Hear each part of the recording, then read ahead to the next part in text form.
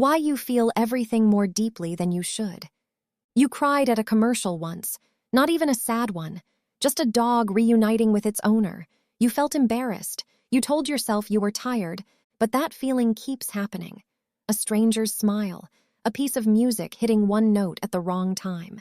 You feel things more than you think you should. You've been told in subtle ways that this is a problem. It isn't, and the reason goes back much further than you think. Your ancestors didn't survive by staying calm. They survived by feeling everything, fast. A rustle in the grass, a stranger at the edge of camp, a shift in the sky. The brain that stopped to analyze died. The brain that reacted instantly, skin prickling, chest tight, heart already racing, lived. That brain had children, and those children had you. Neuroscientist Joseph LeDoux spent decades mapping how your brain processes fear.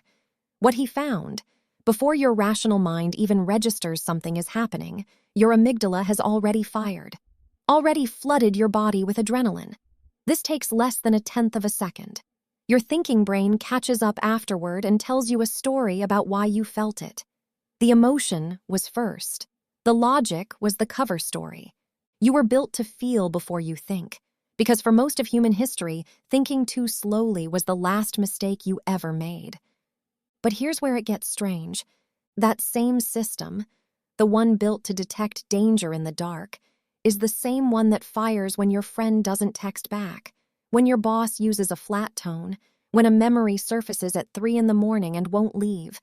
Your emotional brain doesn't know the difference between a predator and a passive-aggressive comment. It responds to both with the same urgency. Psychologist Paul Ekman studied emotional expression across dozens of cultures, including tribal communities in Papua New Guinea with zero exposure to Western media. He found that the core expressions, fear, grief, joy, disgust, were identical across all of them. Same face, same muscle groups, same timing. Emotion isn't learned, it's inherited. It's written into your biology before you ever have a word for it, which means you aren't too sensitive. You're perfectly calibrated for a world that no longer exists. Your emotional system was tuned when humans lived in groups of around 150 people. You knew everyone. A social slight wasn't uncomfortable, it was potentially fatal. Being excluded from the group before supermarkets and central heating meant death, so the pain of rejection had to be sharp. It was survival pressure wearing the costume of a feeling.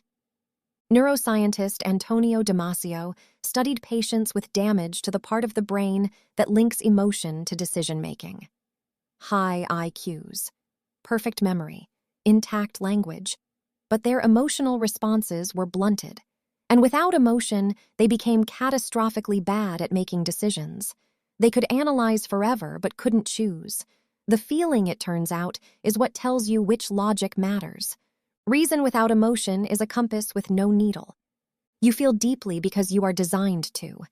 The ability to be moved by beauty, by loss, by a piece of music that came from nowhere.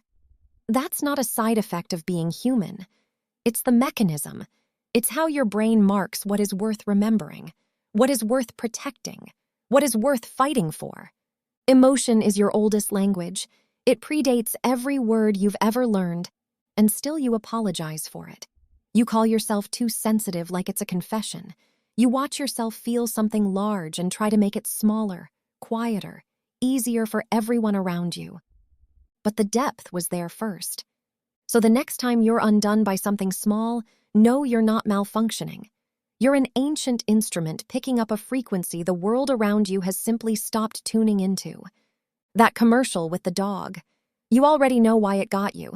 Your brain saw the end of separation and the return of safety, and it responded the way it has for 100,000 years, with the full force of what it means to come home. You feel everything more deeply than you think you should. That's not the problem.